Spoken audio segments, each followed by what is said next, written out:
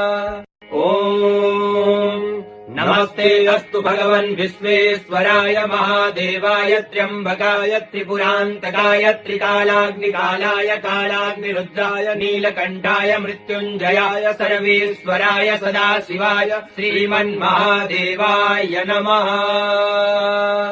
ॐ नमस्ते अस्तु भगवन् विश्वेश्वराय महादेवाय त्र्यम्बकाय त्रिपुरान्तकाय त्रिकालाग्निकालाय कालाग्निरुद्राय नीलकण्ठाय मृत्युञ्जयाय सर्वेश्वराय सदाशिवाय श्रीमन्महा